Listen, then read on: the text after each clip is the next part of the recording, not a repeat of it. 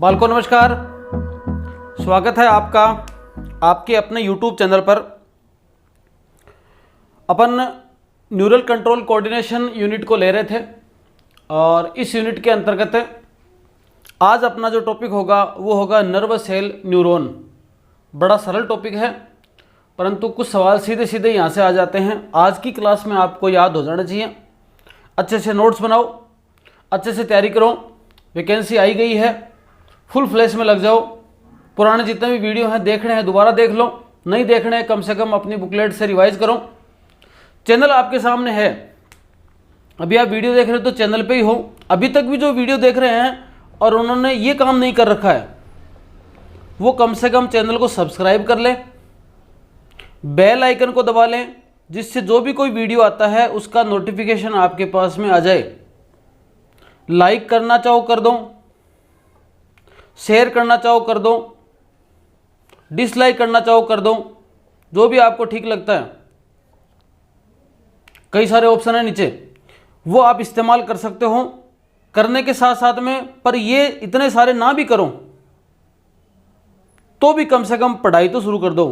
बाकी सब ठीक है, पढ़ाई कम से कम बढ़िया तरीके से शुरू कर दो। अगले कुछ दिनों में आपको इस चैनल पर कई सारी बढ़िया बढ़िया चीज़ें देखने को मिलेंगी। टेस्ट सीरीज वगैरह है, आपके क्वेश्चन बुकलेट वगैरह हैं, मॉक टेस्ट वगैरह हैं, फिर आपके मॉडल पेपर वगैरह हैं, वीडियो लेक्चर वगैरह हैं, ये कई सारे आपके ट्रिक वगैरह हैं। ये सब चीज़ें आपको धीरे धीरे देखने को मिल जाएंगी। आप यकीन मान के चलो, जितना आपने सोच रखा है उससे ज़्यादा आपको ये चैनल देगा। तो अगला टॉपिक शुरू करते हैं आज का।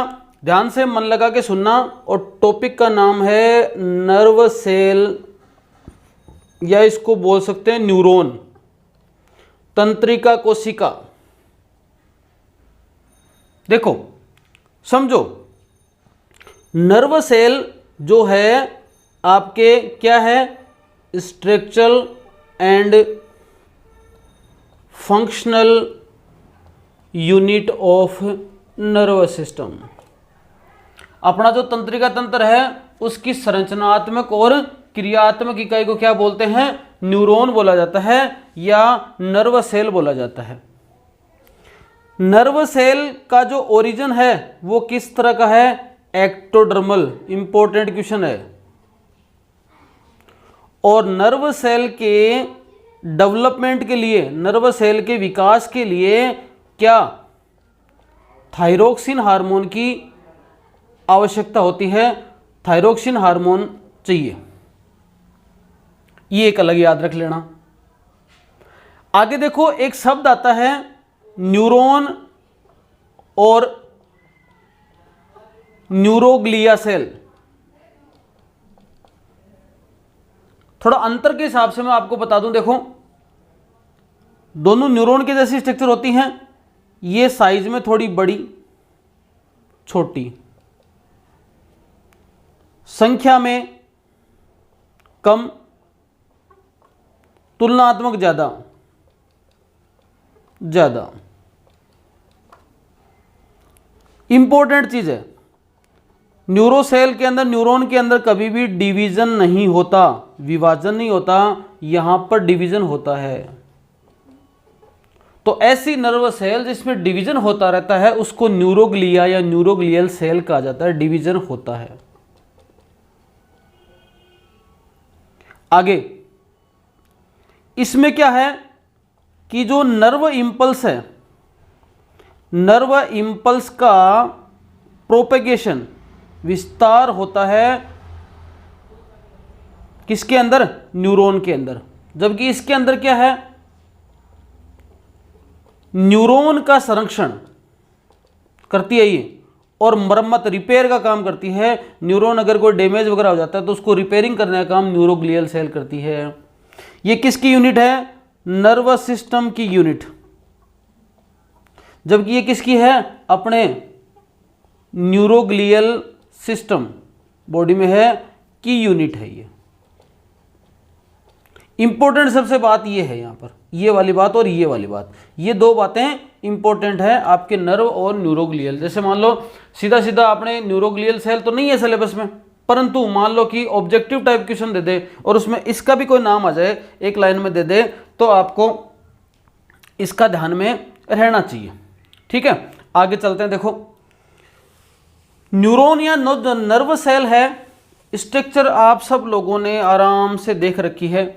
देखो सिंपल सा डायग्राम मैं आपके लिए बनाऊं, आप बना सकते हो, सरल सा बना लेना, कोई ज़्यादा लंबा चौड़ा नहीं है। इस प्रकार से ये सेल बनती है, देखो लंबी बेलनाकार, इस प्रकार से ये सेल का फॉर्मेशन हुआ। डायग्राम बना रहा हूँ आपके पास से, आप भी साथ साथ में क्या कर लें, इसको डायग्राम को ड्रॉ कर लें।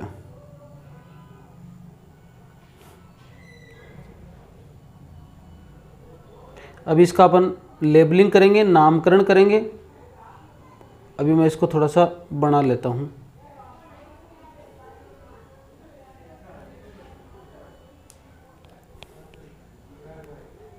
एग्ज़ाम का समय आपके पास पर्याप्त है, आप ढंग से मन लगा के तैयारी करना शुरू कर दें। अब देखो थोड़ा नामकरण कर लेते हैं। ये जो पार्ट है, ये वाला भाग, ठीक है, इसको बोलते हैं सेल बॉडी या साइटोन या सोमा। ठीक है, ये इसके अंदर क्या हो गया, सबको पता है, न्यूक्लियस, केंद्रक। ठीक है, ये इसके अंदर क्या है, इनका नाम है डेंड्रोन, और इसकी आगे जो और ब्रांचेज हैं उनका नाम है डेंड्राइट। ठीक है, इसका जो नाम है इधर वाले पार्ट का, इसका नाम है एक्सोन। एक्सोन के ऊपर जो डब्बे बने हुए हैं,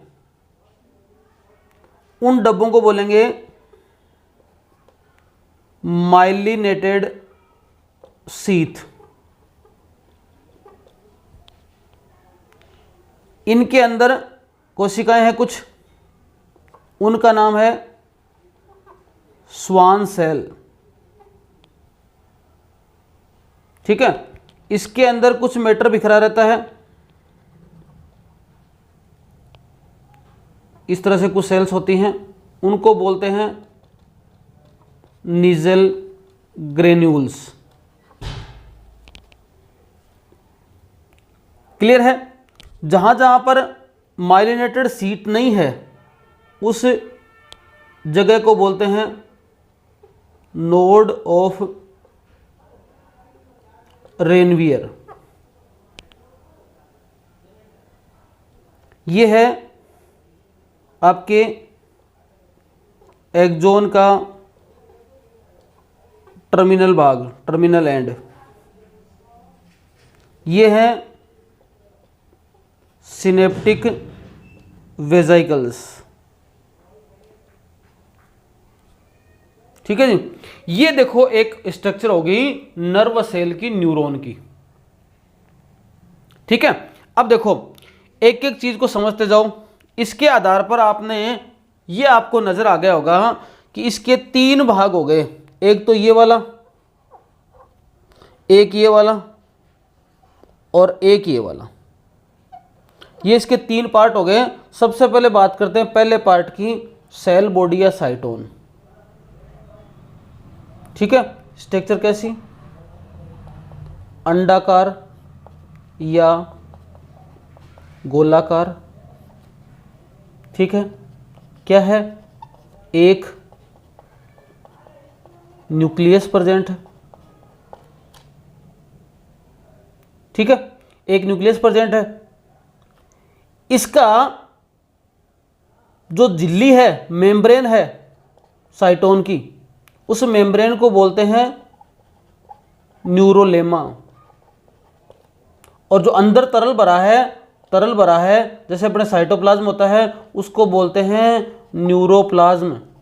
लिख लेना, ये अलग अलग से लाइन लिखना चाहो तो।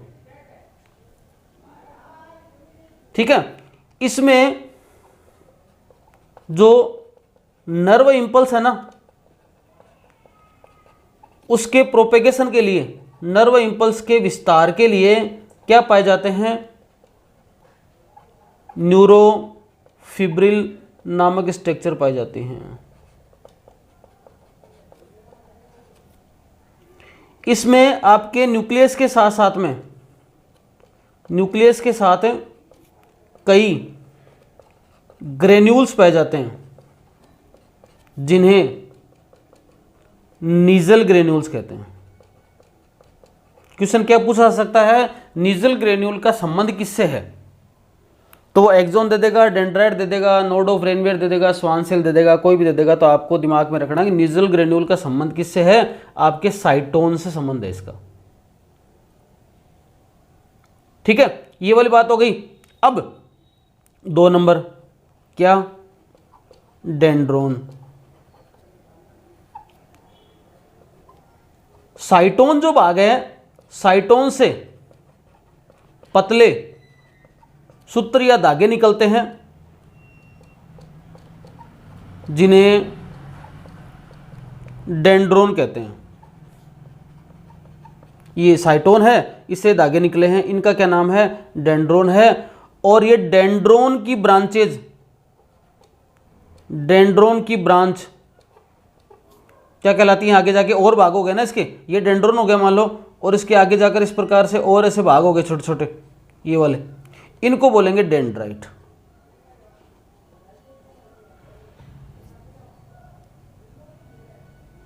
ठीक है, क्या हो गया, कोई मान लो ये काम पूछ ले, नीजल ग्रेन्यूल का काम क्या है, तो इन ग्रेन्यूल के अंदर क्या है, इन ग्रेन्यूल के अंदर लिपोप्रोटीन पाई जाती है। और आगे चलकर अगर प्रोटीन संश्लेषण की बात आएगी तो प्रोटीन सिंथेसिस का काम होगा यहां पर। प्रोटीन सिंथेसिस के समय ये काम आती है, मतलब कब, जब प्रोटीन सिंथेसिस होगा तो इसके अंदर प्रेजेंट है वो नीजल ग्रेन्यूल्स काम आते हैं। एक चीज और याद रखनी है कि जो साइटोन है उसके अंदर मैक्सिमम सेल ऑर्गेनल्स होते हैं लेकिन सेंट्रियोल नहीं होता, एब्सेंट होता है, क्योंकि सेल डिवाइड नहीं करती, सेल डिवाइड नहीं करती। ये आप और लिख लेना, ऐड कर लेना, ध्यान आ गई बात। ठीक है, ये वाली होगी डेंड्रोन और डेंड्राइट। अब ये जो डेंड्रोन है क्या करते हैं, डेंड्रोन जो है आपकी जो दूसरी तंत्रिका है, दूसरी नर्व है से स्टिमुलस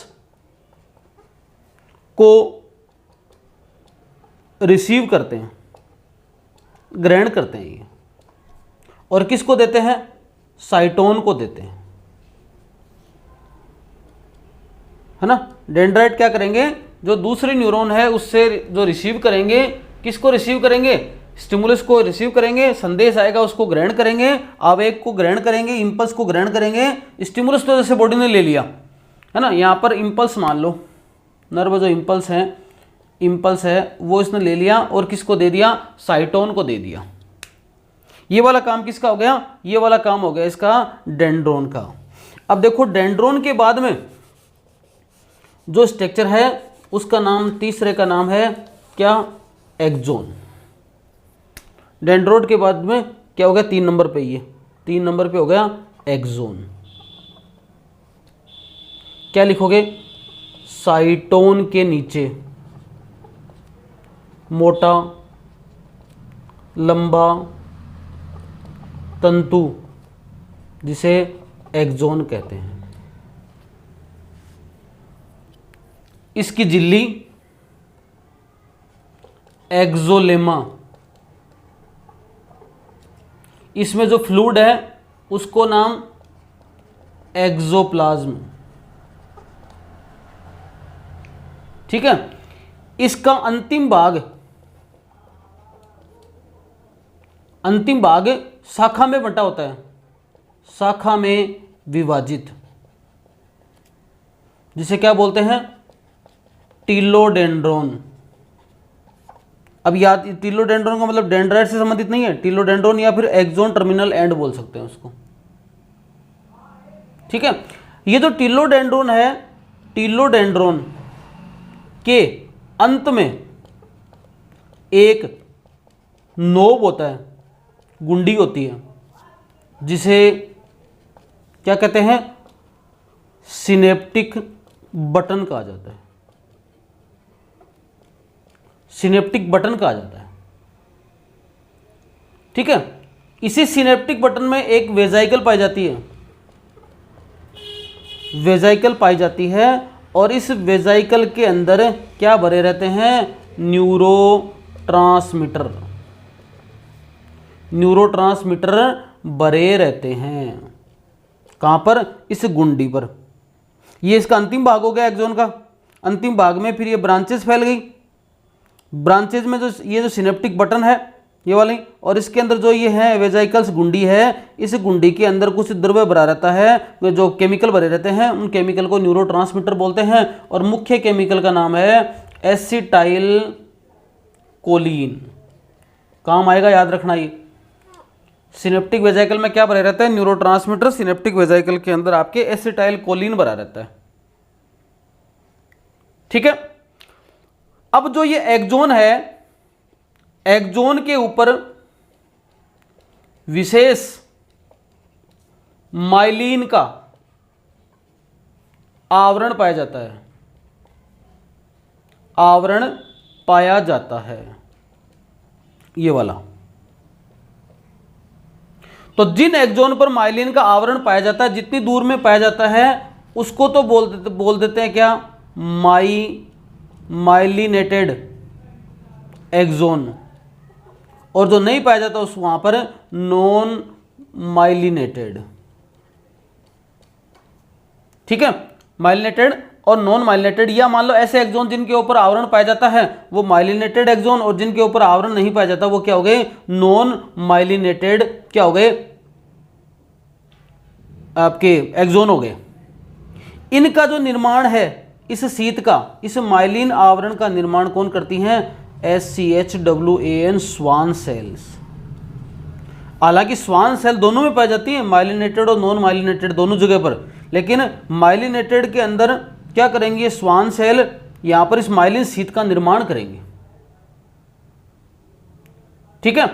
अब ये जो है ना माइलिनेटेड एक्सोन, माइलिन, ये इंपॉर्टेंट चीज लिखा रहा हूं आपको, माइलिनेटेड एक्सोन। ये डायग्राम तो आपने देख लिया होगा, मैं इसको मिटा दूं, यहां पर कुछ चीजें लिखी जा सके।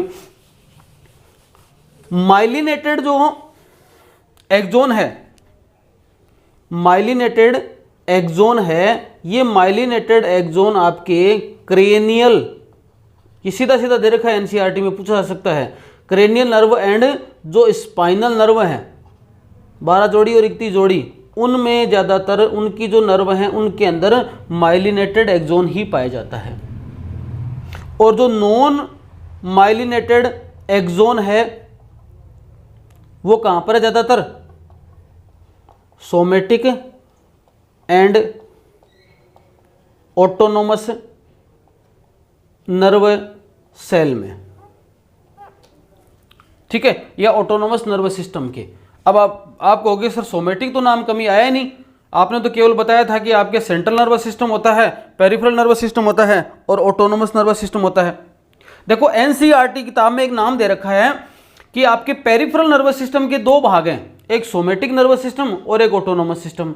बाकी अदर किताब क्या बताती हैं कि नर्वस सिस्टम के 3 प्रकार हैं, central nervous system, peripheral nervous system और आपकी ऑटोनोमस नर्वस सिस्टम। तो दोनों बातें याद रखनी है। आप सोमेटिक के लिए क्या याद रखोगे, सोमेटिक के लिए चलो एक लाइन लिखा देता हूं आपको। क्या काम है सोमेटिक नर्वस सिस्टम, किसको बोलते हैं, सेंट्रल नर्वस सिस्टम से स्टिमुलस को, सेंट्रल नर्वस सिस्टम स्टिमुलस को बॉडी के अनैच्छिक व स्मूथ मसल्स तक ले जाने वाला nervous system somatic nervous system कहलाता है। ये एक लाइन आपको और अच्छी तरह से याद रख लेनी है। अब जब नर्व का इंपल्स होगा ना, नर्व का इंपल्स होगा, नर्व इंपल्स होगा तो किस में ज़्यादा होगा, आपको याद रख लेना है, नर्व इंपल्स हमेशा माइलिनेटेड एक्सोन है उसमें तीव्र होगा, जल्दी होगा। नर्व का विस्तार ज़्यादा होगा। जैसे मान लो भाई यहाँ से यहाँ कूद जाएंगे फटाफट, और एक ऐसे ऐसे ऐसे चलना पड़ेगा नॉन माइलिनेटेड में, और इसमें से कूद जाएंगे, तो यहाँ पर जो माइलिनेटेड शीथ है उसके अंदर नर्व का इम्पल्स ज़्यादा होता है, अच्छी तरह से होता है। ठीक है। अब जहाँ जहाँ पर एक एक्सोन के अंदर ही जहाँ जहाँ पर, जैसे मान लो ये एक्सोन है, इस एक्सोन के अंदर ये माइलिनेटेड शीट है, और जहाँ जहाँ पर माइलिनेटेड शीट नहीं है उस बीच के स्थान को क्या बोलते हैं? Node of Ranvier.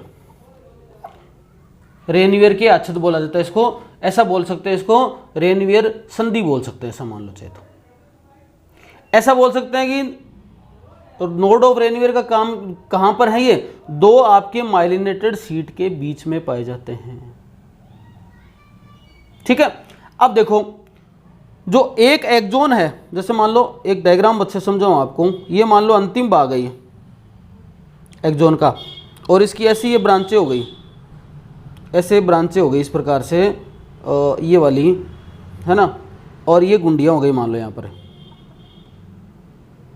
सारी एक जैसी सेम नहीं होती, ऊंची ऊपर नीचे इस प्रकार से, ये वाली। ठीक है। और यहाँ पर दूसरा, तो इस प्रकार से देखो, इसको ऐसे समझना आप,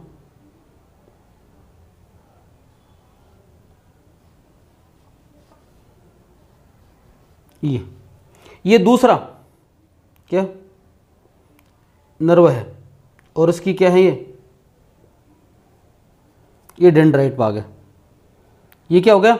डेंड्राइट भाग हो गया, और ये एक एक्सोन का मतलब एक नर्व सेल का एंड पार्ट हो गया। तो ये वाला बीच का स्पेस है ना, ये वाला स्पेस है, टच नहीं है, मतलब इधर घुसा हुआ है ये, लेकिन टच नहीं है, ये स्पेस है सबके बीच में। इस स्थान को बोलते हैं, इस स्थान को बोलते हैं सिनेप्स। मतलब ऐसा बोल सकते हैं, दो तंत्रिकाओं के मध्य कार्यकारी संबंध को सिनेप्स कहते हैं। सिनेप्टिक जंक्शन उस स्थान को बोला जा सकता है। ठीक है, ये वाली बात आपको याद रख लेनी है। अब जो नर्व सेल हैं उसके टाइप की बात करें तो नर्व सेल के टाइप दो प्रकार से पढ़ने हैं आपको। एक तो संरचना के हिसाब से, संरचना के हिसाब से, एक कार्य के हिसाब से। कार्य के हिसाब से आपके न्यूरॉन सेल के टाइप आपको पता है, न्यूरॉन सेल के टाइप आपको पता है। कौन सा है? एक सेंसरी न्यूरॉन और दूसरा मोटर न्यूरॉन। सेंसरी न्यूरॉन क्या करेगा? सेंस को आपके पर्टिकुलर ऑर्गन से सेंट्रल नर्वस सिस्टम तक ले जाएगा और सेंट्रल नर्वस सिस्टम से वापस लाएगा संबंधित ऑर्गन तक, मोटर न्यूरॉन। संरचना के आधार पर non polar, unipolar, multipolar, dipolar sir पहले, या बाईपोलर और मल्टीपोलर, इसमें कोई ब्रांच नहीं हो। ठीक है। बाईपोलर का मतलब एक एक्सोन प्लस एक डेंड्राइट, और मल्टीपोलर का मतलब क्या हो गया? एक एक्सोन और डेंड्राइट अनेक। इसमें केवल एक एक्सोन, डेंड्राइट नहीं। किताब में दे रखा सीधा सीधा प्रश्न आ सकता है, याद रख लेना। बाईपोलर ज्यादातर मिलेंगे रेटिना में और मल्टीपोलर मिलेगा आपको सेरिब्रम के कॉर्टेक्स में। सीधी सीधी लाइन दे रखी है, इसलिए इन चीज़ों को आपको रट लेना है, स्टार डाल के लिख लेना इनको। ये आपकी एक नर्व सेल और न्यूरॉन का डायग्राम है, संरचना है, जिसको आपने अच्छी तरह से समझ लिया। अगले टॉपिक में, अगले वीडियो में अपन ये पढ़ लेंगे कि नर्व इंपल्स का प्रोपेगेशन कैसे होता है, विस्तार कैसे होता है। बड़ा सरल टॉपिक है और इसके साथ ही ये चैप्टर आपके खत्म हो जाएगा। धन्यवाद, शुभ रात्रि।